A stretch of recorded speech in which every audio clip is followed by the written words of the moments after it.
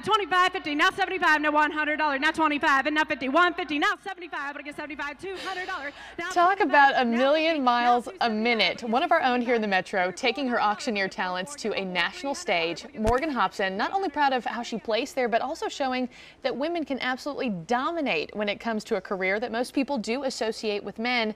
So she joins us this morning. Thank you so much for being here. Yeah, thanks for having me. I'm so excited. I just think your field is fascinating, and I so respect people who, chase a very unique dream or career. So I love it. I want to hear all about it. You got second runner-up. I did. I placed second runner-up. How did that feel? And kind of take us through that competition. Sure, it felt amazing. So the IC is such an incredible experience. It's one that you just can't really tell anyone until you actually experience it yourself. I'm on stage with about 100 of my peers. Quickly, move your hair. The mic is made. There we go. Got it. Yeah. I'm on stage with about 100 of my peers. That's Sarah Rose Bittner and Chantel Kimball that they just shown. Okay. Sarah won this year, but we're 100 of us. There are about 20 female auctioneers that compete, and it's an intense competition.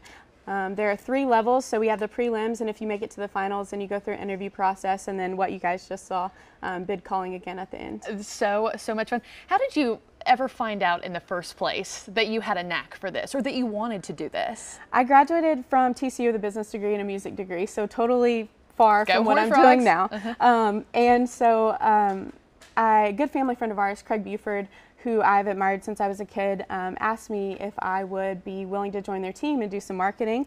And so I said yes. I was really happy to do that and work with him side by side. So I ended up going to auction school because I wanted to learn more about the industry and learn more about, if I was going to be marketing, I wanted to have some experience. So I went to auction school and was hooked from there. So I've been doing it ever since. And I guess you got passing grades in auction school. Exactly. Because it got you here. And also I wanted you to talk about, the female aspect of this. Just kind of a side story here. Morgan and I are both in junior league together, so I know we share that love of strong female leadership and connections. Talk about, wanting to break the stereotype that this field is solely dominated by men. I think, unfortunately, that is something that a lot of people associate with men in auctioneering. It's a profession that women are very much a part of. There are tons of women that are in the auction field, and it's growing.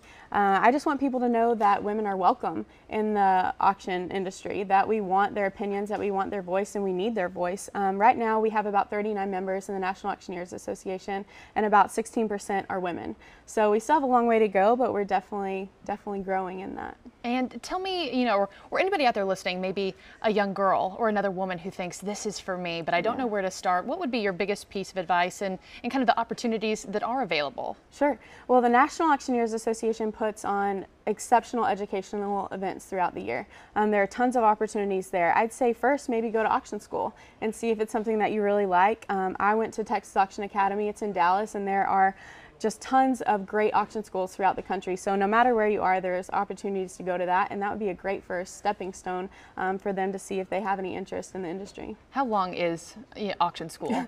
So what does that program look like? Our auction academy is about 10 days. You're really from 8 in the morning till 6 or 7 at night, just learning about the business, learning the foundation of the business, and then very minimal part of that is working on your chant. So that's something you kind of hone in on after auction school. They'll give you the basics, but that's something you really kind of have to practice one-on-one after you get out. Okay, if anybody's interested, 10 days, totally doable down in Dallas, Absolutely. Very close.